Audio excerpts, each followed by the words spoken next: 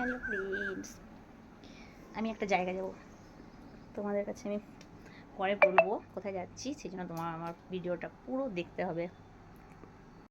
আমি দেখো রেডি হয়ে গেছি, এবারে আমি ড্রেসটা করবো, তারপর যাবো। কিন্তু কোথায় যাচ্ছি সেটা তোমাদের জানার জন্য কালকে ভিডিওটা, মানে আমার ভিডিওটা পুরো তোমাদের দেখতে হবে।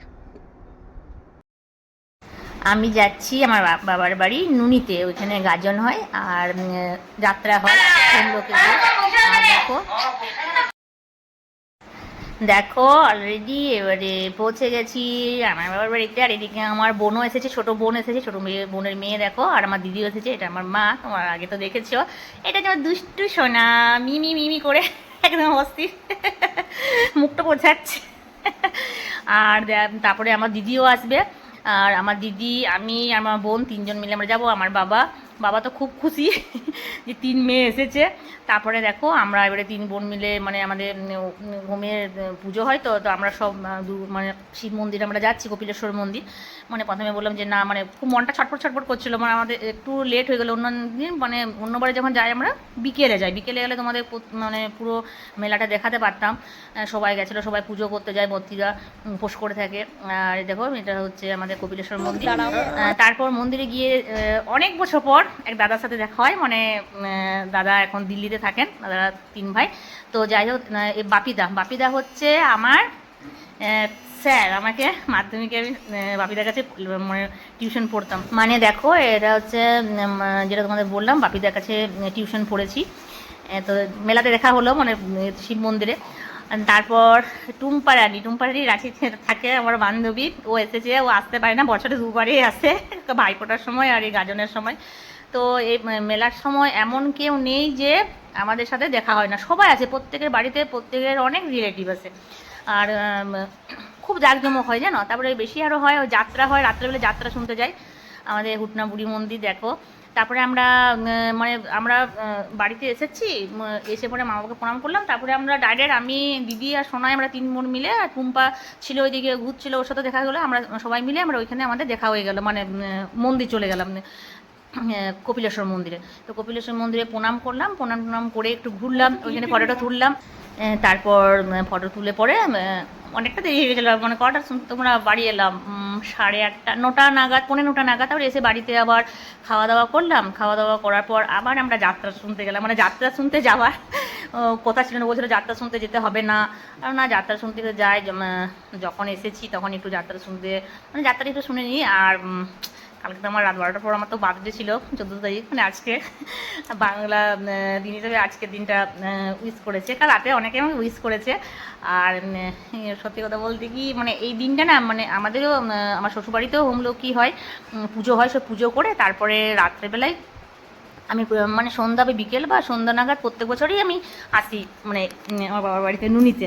মানে কি বলবো তোমাদের, এখানে না এলে ভালো লাগে না। দেখো সব ভক্তরা আছেন ওইখানে কপিলেশ্বর মন্দিরে, সবার সাথে দেখা হয়, এটাও ভালো লাগে। আর জন্মদিনটা থাকে তো, মায়ের হাতে একটু পায়েসও খাই যতই করি, মানে বাড়িতে তো হয় আমাদের উমলোকিতে সব কিছু আমি ভোগ রান্না করি, কাল তোমাদের কাছে শেয়ার করেছি।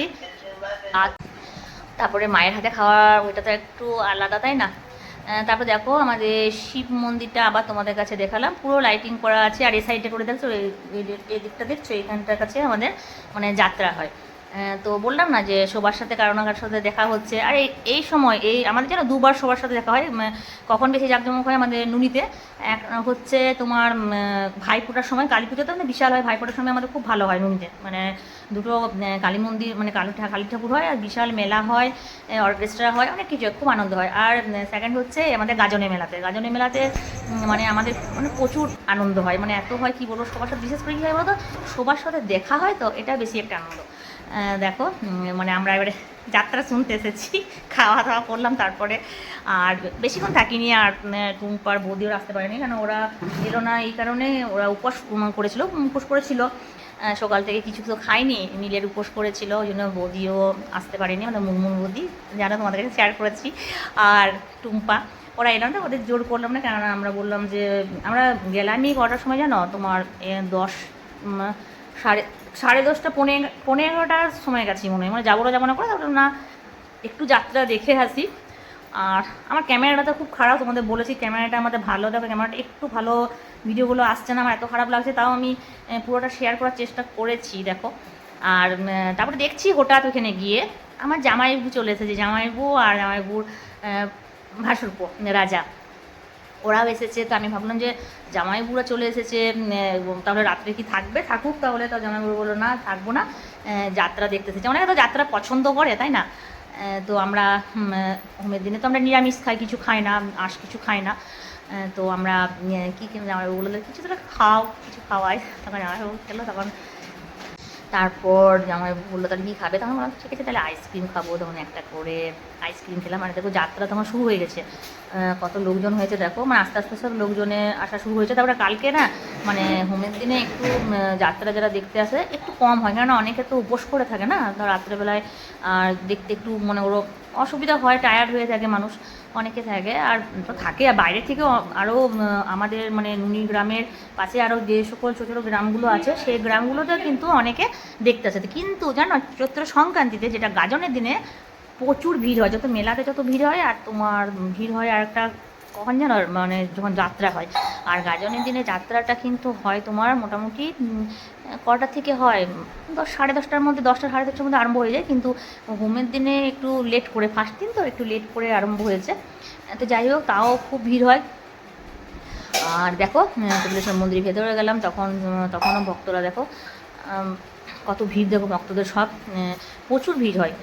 আর আর আমার খুব ভালো লাগছে তোমাদের কাছে আমি আজকে মানে কালকের হোমের যে কপিলেশ্বর মন্দিরে কী কী মানে পুজো হয়েছে, যা যা হয়েছে সব কিছু তোমাদের কাছে আমি শেয়ার করেছি। দেখো পুরো মন্দিরটা কত ভিড় হয়েছে দেখো। আর সে বলে না প্রত্যেক বছর তো আসা হয় না, আমি এমনি কয়েক বছরই হচ্ছে, আগে প্রথম যখন বিয়ে হয়েছিল প্রথম আসতাম না, গার্জনের দিনে এসে তারপরে চলে যেতাম। এখন আসা হয় 3-4 বছর। তারপরে দেখো আজকে সকালে আজকে তো সম্পাদনার বধ হচ্ছে।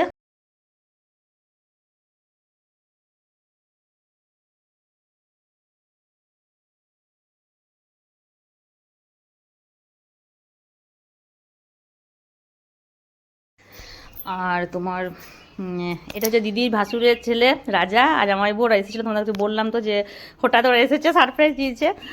যাই হোক তারপর আমরা যাত্রা শুনে তাড়াতাড়ি মনে করো চলে এলাম। বলছিলাম যে বাড়ি থেকে চল, তো বললো না যাবো না ঝুমামাসি, এবারে বাড়ি যাবো। ওরাও একটু যাত্রা শুনেছে তারপর চলে এসেছে, আর আমরা একটু যাত্রা শুনলাম। তারপর তো তোমার যাত্রা শুনে বাড়ি চলেছে, কটার সময় এসেছি, হ্যাঁ 12টার সময়, ওইখানে সবাই আমাকে উইশ করেছে। তারপরে দেখো আজকে সকালে সম্পাদনের বধ হচ্ছে, মানে বাবা পুজো করে, বাবার কাছে আসি। টুম্পা এসেছে আমাদের, টুম্পার আমাদের বাড়িতে পাশাপাশি একসাথে থাকে, কোনো দিন ওর বাড়িতে থাকে, কখনো কখনো ও আমার বাড়িতে থাকে, আর বৌদির বাড়িতেও আসি। আর তোমার সবাই করে, দেখো সবাই করছে, বাবা পুজো করছে। আমি মানে স্নান করতে আমার একটু দেরি হয়েছে, মা খুব বকছে যে স্নানটা করে খেয়ে নে, শরীর খারাপ হয়ে যাবে। আর এটা হচ্ছে আমার মানা বৌদি, মানে টুম্পার মা, মানে বৌদি আমাদের মায়ের মতন জানো, খুব ভালোবাসে। দেখো আর বাবার কাছে সম্পাদনের বধ হয়, তো বাবার কাছে মানে বুড়িটা পড়ি। তো দেখো এবারে বাবার কাছে পড়লাম, বাবা তো খুব বকছে, বেটা এত দেরি করে প্রসাদ খাচ্ছি, কতক্ষণ পুজো করলাম, আমার জন্য বাবা তাড়াতাড়ি পুজোটা করে দেয়, মানে 9:30-10টার মধ্যে পুজো হয়ে যায়। তো বাবার কাছে ডুবুরিটা পড়লাম। মানে মা বাবার তো সবসময় খুব চিন্তা, যাতে আমি তো একটু প্রায় অসুস্থ হয়ে পড়ি, যাতে ভালো থাকি।